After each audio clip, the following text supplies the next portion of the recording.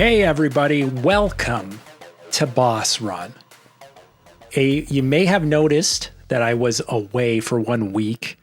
So this is episode 52. It would have aired last week. However, I had a bit of a respiratory issue, a respiratory failure, you could say. It seems like every 10 years I have some sort of asthmatic reaction. Usually it's a perfect storm of intense humidity, intense heat, overexertion, and exposure to walnut pollen. So that trifecta has happened. The Triforce has aligned, and I had a scary situation, which, like I said, every 10 years I seem to have this one episode where where my lungs kind of seize up and things go a little blurry, and sometimes I pass out and have to go to the ER. Well, that happened last week. That's why I had to cancel the show. And we didn't have a Happy Housh Monday if you check out that show as well. But we're back at it, and I'm all cortisoled up. I'm all steroid up. My lungs are popped with the good stuff. And I should be getting some more good stuff hopefully tomorrow when I go in for my follow-up for the doctor. But yeah, that's part of the reason why we're hardcore gamers here. We don't go outside all the time to touch grass because the grass is trying to kill you. Nature is trying to kill you for forsaking it, for not being exposed to it as much. But I'm all okay. I'm happy that I'm breathing again. Hope to be back at the gym tomorrow. I'm not on prednisone anymore, so I can get rid of the moon face and pee out a bunch of this extra water that I'm holding. So, we're going to pick up and talk a little bit about gaming. First and foremost, like I always like to start with talking a little bit about hardware. So a lot of people now are starting to get trickles of their special emails that they're eligible to buy the Steam machine. And similar to the situation where I signed up to be on the wish list or what have you, the waiting list for the Steam controller, I applied for the Steam machine as well. However, even though I knew with the Steam controller, I'm probably not going to be using it that much in comparison to the Vader 5, my beloved Fly Digi Chinese controllers. But I still ended up buying one out of curiosity. I do like controllers. I can never have enough controllers. And it is a bit of a unique thing to have this thing, even though I haven't really been using it that much. And I was hesitant. I was like, am I going to buy it once the email comes that I'm eligible to get it? I did end up getting it. Granted, that was just around $100. Now, a Steam machine is a little different. It's a different situation because the Steam machine, at least the one that I wish listed was the more premium, the 2 terabyte one. That comes with the faceplates, but without a controller, because I already have a controller. Now, that's going to run me over $2,000 Canadian. So I know in my heart of hearts, it's not a good idea to buy that.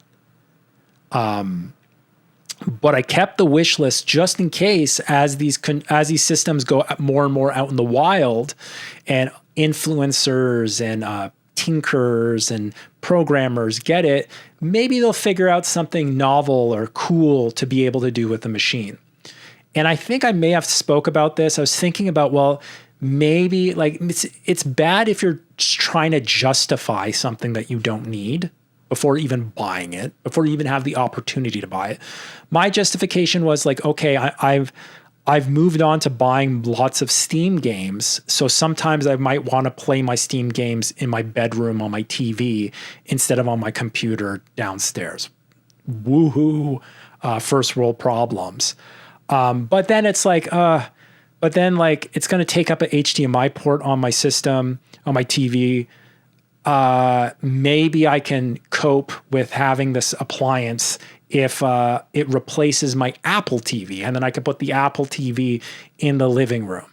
But then the more I look into it, I like my Apple TV because it supports Dolby Atmos, Dolby Vision, and it has this function. It's almost like VRR or G-Sync for film. It has a function called match frame rate. So if you're playing a movie that's at 23.9 frames per second or 30 frames or whatever the frame rate of the actual film that you're playing, it's going to sync the frame rate of your television set, if it's like a HDMI 2.1 whatever TV, to that frame rate so it has less judder. So I don't know if people have experienced like watching 4K movies on their TV, and if the 4K movie is like 24 frames per second or something like that, you start to experience this like weird juddering effect that the Apple TV can eliminate that. And that's like a great selling point to it. So none of that stuff is on the Steam machine. Maybe they could add the one match frame rate, but like stuff like Dolby Vision and Dolby Atmos, it's like a licensing deal. It's not only like hardware decoder, but it's like a software licensing decoder. That's why like even your PlayStation 5, if you buy like 4K Blu-ray movies to play on your PlayStation 5, if they have Dolby Vision, the PS5 is not capable of Dolby Vision.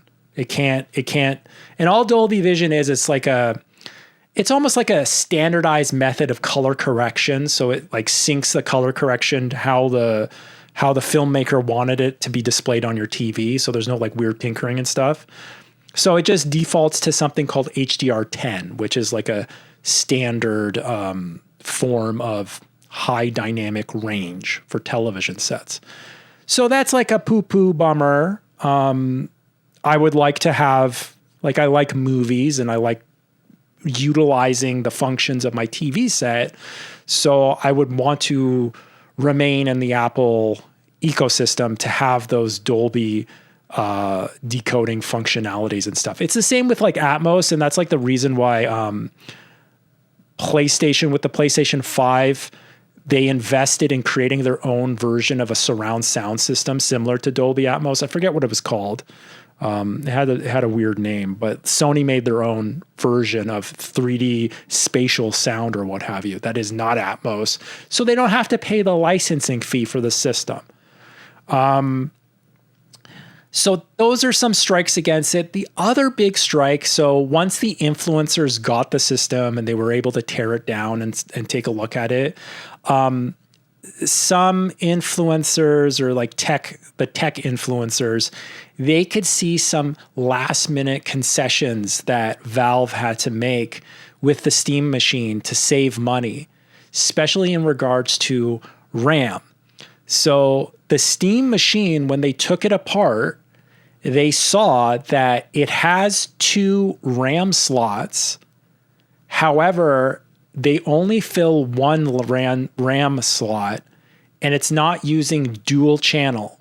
So something in the world of computers are that it is more optimized for your system to have 2 sticks of RAM. So say if your system has, say it has 18, you have 16 gigs of RAM in your system, having 2 identical 8 gigabyte sticks put into a dual channel mode, which I believe what it does is it kind of like widens the bandwidth and it makes it faster because there are 2 pieces that are able to run at this higher speed tandem to your system. This is a pretty bad explanation of it, but basically it makes RAM faster, makes everything faster. That was not done with the system, and only 1 stick of RAM was plopped in single channel mode because RAM is really expensive, and you could see that as some last minute change to try to like reel in the price of it. And that kind of sucks. Then I was thinking, once again, the coping mind of like, how do I still justify buying this new toy I don't need? I'm like, well, maybe once like prices go down, I can swap out the RAM. And it's like SODIMM RAM. So it's laptop RAM, the smaller laptop RAM, because it's a small little cube. If it was regular size RAM, I actually have extra good DDR5 RAM that I could have plopped into this thing. But no, it's the smaller sized RAM for laptops. So I said, well, maybe later on in the future, I could just upgrade it. And then I looked at the teardown process. It's easy to add more, a bigger hard drive, a bigger SSD. That's easy to do with the Steam Machine. But to add more RAM, you have to basically tear down the whole thing. You have to take it all apart. And then there's a risk of tearing some of these like flex cable wires that you have to like peel off glue and shit to it. And it's like, I'm not going to do that to this like overpriced machine. I'm not going to do that to add more expensive RAM. And in the end of it all, it's less, it's like not even like a sixth of the power of my PC that I have. What is the point of that? So a smart person would just save that $2,000 Canadian towards a future upgrade of your gaming PC, or just buy more games.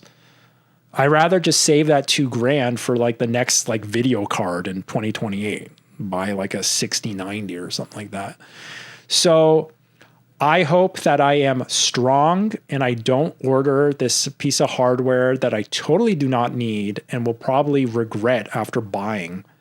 And I have a Steam Deck too. Like I have the Steam Deck. So if I really want to continue playing a game that I'm playing on my PC, I can just play it portably in my room on the Steam Deck. Like, why stop being a baby, right?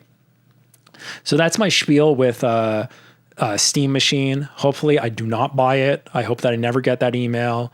I hope if I get that email, I ignore it and let some other sucker buy that thing. Because just with that price point, it's just not worth it. It's just not, I don't need it. But yeah, besides that, it's been a bit of a lull with gaming. Like I said, I've been sick pretty much the whole week. I've been kind of like incapacitated. I was in the ER for 8 hours, which sucks, but you know what? Before I've been in the ER for 12 hours, so I'm glad that it's not 12 hours. However, I haven't played that much games. The games I have been playing are stuff that are just kind of like pick up and play. I would also say I've been watching the World Cup, which as of recording this, like Spain won, so hooray. You beat Argentina. No one wants to see Messi win. But so I've been pretty busy with that kind of stuff and there hasn't been new games coming out. I guess the big next release that's coming out is Halo that I'm looking forward to. And as of this recording, I think there's like 10 days left to this. It's the end of July. The Halo campaign Evolved comes out, which I'll be getting into. And kind of like to wet my whistle, getting back into first-person shooters, I've been playing a little bit more of Battlefield and Call of Duty. So Battlefield 6 and Call of Duty Black Ops 7. Big news with Call of Duty is on PlayStation 5, they've recently released Black Ops 1 and 2 to run on the PS5 version of it. I didn't want to play those. I have them on I still have my Xbox 360. So if I want to play it, I play it on that. But I've been playing some of the Call of Duty and Battlefield, getting ready because this upcoming week, new seasons come out for both of them. So it'll be fun playing some new maps, some new stuff for the new seasons of these first-person shooters before the Halo game comes out. So big news with like Battlefield 6, they dropped the trailer to season 4 of Battlefield 6, and it looks really good. The trailer looks really good. It's all about naval warfare. And so it's a return to the Pacific. Kind of gives me that whole like, maybe because like the Strait of Hormuz and all this kind of stuff, kind of that kind of vibes to it. But they're splitting up this season into like a rollout into 3 distinct like monthly chunks for it. First, like the season 4 comes out for Battlefield 6 on July 21st. So that's Tuesday, this upcoming Tuesday. And then they're going to roll out more stuff up to September. So it's going to be a slow drip. So on Tuesday, July the 21st, it's going to start with a Suri Reef map, which they claim is their biggest map that they have ever dropped in Battlefield 6, which is exciting. That's what most people want, big maps. And it's all about like naval fleet encounters. So they like the video and stuff like it for like, it looks awesome. It looks awesome. Then in August 18th, it's like a crossover promotion thing with Top Gun. So like Top Gun, Tom Cruise Top Gun, but none of the promotional material has Tom Cruise in it. And that's, so it's going to have specialized vehicles, character cosmetics, and a focus on jet combat, with a new map called Wake Island. So that's the next map, probably a map that's like fighter jet focused. And then September 15th, they're calling the event Titles Strike. And so that ends the season with an event called Deep Six, which is featuring tight underwater and coastal infantry stuff. So like, I mean, like it's good for the summer, nice like cold water, blue Pacific kind of theme to it. And just like the trailer just looks sick. It looks sick. I'm pretty hyped to play this new season of Battlefield 6. Then after like not too long afterwards, season 5 of Black Ops 7 starts. And that starts on Thursday. So Tuesday, Battlefield 6 season starts, and then Thursday, July 23rd is the Call of Duty Black Ops 7. And keep in mind, this is on the road to hyping Modern Warfare 4, which launches October 23rd. I still haven't pre-ordered my copy of that yet. I'm just waiting until closer to like once they announce when the beta is coming out, that's when I'll pre-order it. There's no discounts or anything like that on third-party sites for me to, like, I don't need to give them my money yet. But so the Black Ops content that we're going to get a rural Japanese town, so a new map that's 6v6 called Jubilee, and there's going to be like just the same old bunch of new guns and stuff like that, ARs, SMGs, and LMG. So like that's the big deal. I don't know what other maps are coming out for that. I haven't really taken a look at it, but it's just something to keep you interested in Call of Duty.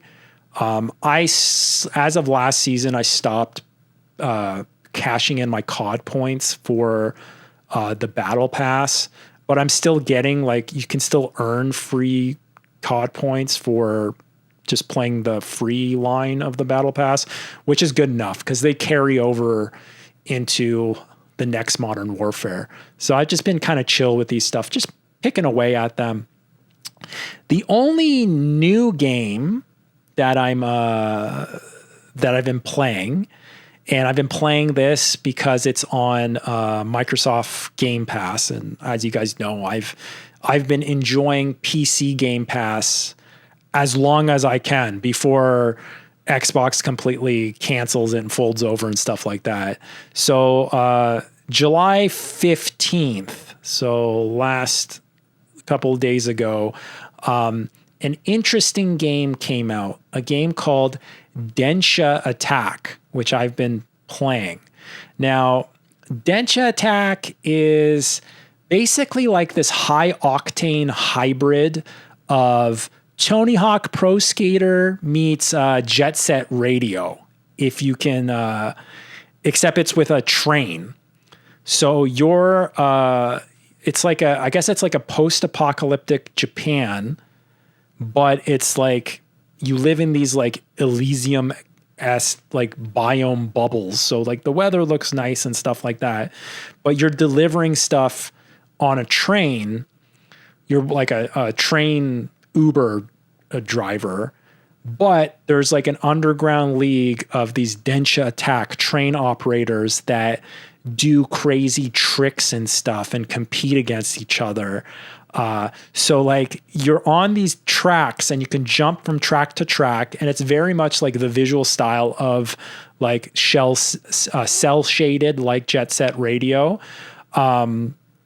But you're flying down fast on a train track, jumping on different tracks, avoiding obstacles and making jumps while doing tricks and stuff in the air.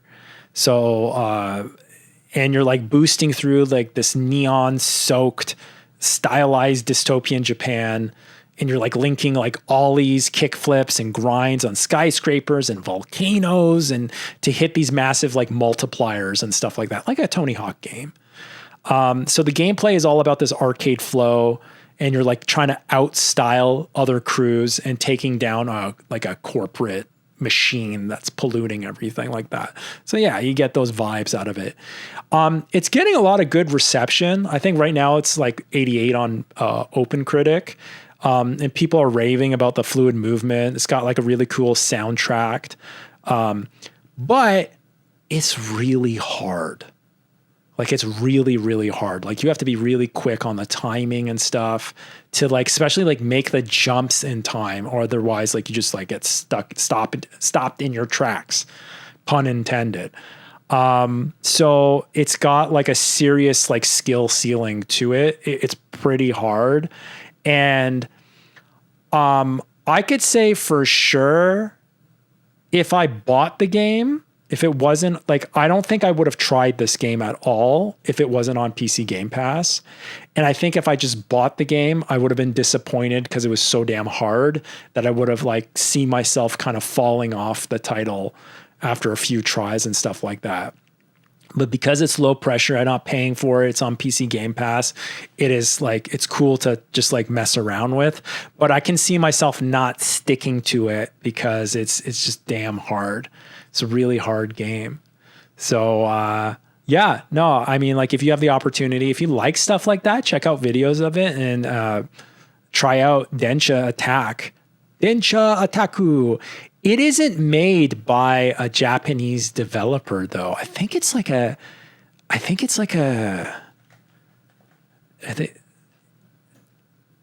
don't know if it's like a South American developer. I want to say, where are they from? I really want to know where they're from. Where they're Barcelona, Spain. Yeah, there you go. World Cup winners. It's a company from Spain who made this game, and it's all a bunch of sponsorship from EU and Spain and stuff like that. So there you go. They just won the World Cup, and they've got a wicked indie game in the works. So try that out. This is probably going to be a short episode because I can already feel kind of my cortisol, not my cortisol. Yeah, my cortisol is rising. My steroids, my sambuterol kind of dipping, but I want to go through my calendar of games. So like I said, next big game I'm anticipating comes out the 28th. Okay, there you go. July 28th is Halo Campaign Evolved. That's when that comes out. So this week I'll be playing first-person shooters, new seasons, and then next week, not this Tuesday, next Tuesday is Halo Campaign Evolved. I don't think anything comes out in August for me. So I think I'll just be playing these first-person shooters in August, unless some like surprise indie games come out. Like the only like small titles that I'm anticipating, like Shenmue 3 Enhanced, I have no idea when that's coming out. There's no date. They said it's coming out this year. Would be smart to put it out in August before like all the big titles come out. The other big one that I'm waiting for this year is About Fishing. I think I did talk about the demo of that game, so I'm looking forward to that game coming out. Besides that, honestly, what is it? Like Wolverine, that's the thing. Wolverine just came out with a new trailer and it looks fantastic. The Wolverine trailer just looks awesome. And I believe it was played at IMAXs before The Odyssey, the new Christopher Nolan movie. So if you ever saw that, maybe you saw this sick ass trailer. It just looks awesome. That's like that quickly became one of my anticipated games. That comes out September 15th, Wolverine comes out. And then September is going to be a massive month. After that, the new Silent Hill game that's set in Scotland, Silent Hill Townfall, comes out on the 24th. Also on the 24th is the new Control game, Control Resonant. That's another banger on the 24th. Ooh, I made a mistake.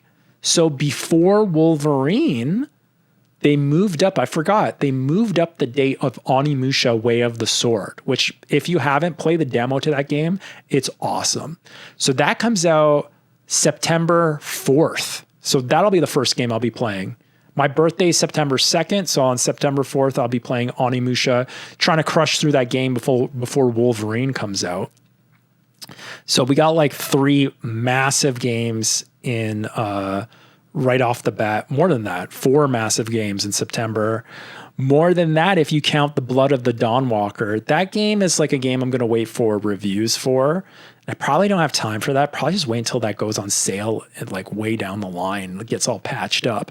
So Blood of the Dawnwalker is a game that's made by former developers of Witcher 3 and Cyberpunk.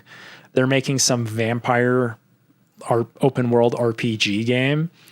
And people who have played early builds of it, they say like some of the graphics and stuff need polishing, but the game itself is kind of cool. That's like a wait and see kind of deal for me. I'm not big onto that. After September, October 1st, Ace Combat 8 Wings of Thief game looks awesome. I've been playing the old Ace Combat games. Those are some games I need to jump back into completing because I'm almost done the PlayStation 1 game of Ace Combat. That's sick. More that I'm seeing also. So that's October 1st. October 6th is the Star Wars Galaxy Racer game. That game also looks amazing. And that it's a lower priced game too. It's not a full price game, kind of similar to Silent Hill Townfall. But it's a Star Wars pod racing game made by former developers of the Burnout series. And if you know games and if you played the Burnout series back in the day, you know what's up. You know what's up. After that, what do we got here? When's that? Oh, hold on for a second. When's the Persona game come out? No, that's still next year. We're still stuck on this year. After that, Call of Duty Modern Warfare 4. There's been more footage of that game that's been posted online. There was some sort of competition or something where like influencers got to play it. The more I see about this game, the more it's good. You know me, I'm a sucker I play all the Call of Duties. So that's like a no-brainer for me. I'm going to keep playing that. That's day one for me. And then after that, on October the 28th is Phantom Blade Zero. Pre-orders still haven't gone up for that game. So lots of time before I have to give these people money. That's it's a Chinese dark fantasy action game. It's not supposed to be as difficult as like a Dark Souls type of game. It's more just like straight up action. So maybe more like Onimusha or whatnot. So that's a good one coming down the pipe. But those are all the games. Besides these games, all that's left for the rest of the year are potentially 2 Nintendo games. And I can't remember one of the other ones.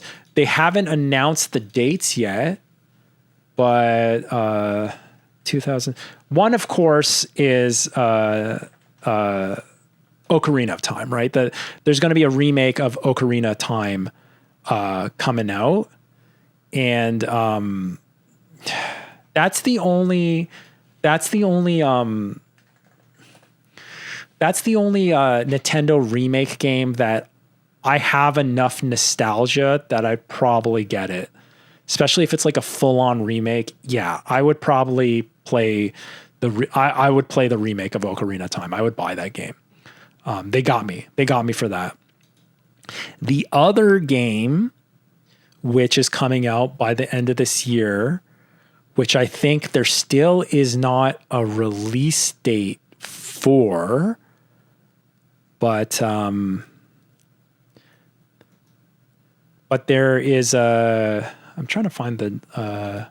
So okay, it's the Dark Souls guys from Software. Is they didn't really give us a release date for Dusk Bloods.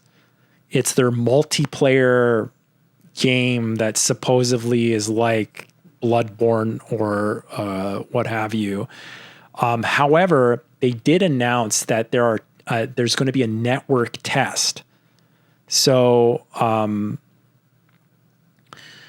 there is a network test happening on the weekend of August 21st. It's from the August 21st until August 24th.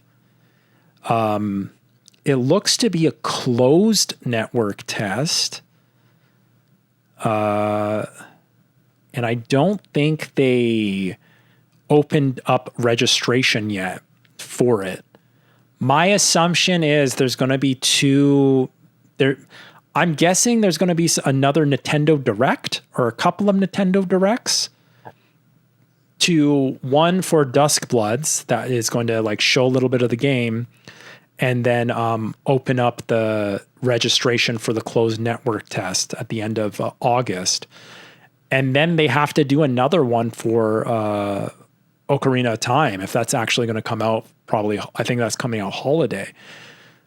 But like, are both these games going to come out in the holiday? Like when?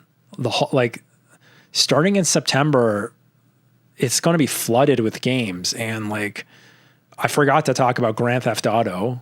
Probably don't need to talk about that game since everyone knows already. And also for Grand Theft Auto 6, like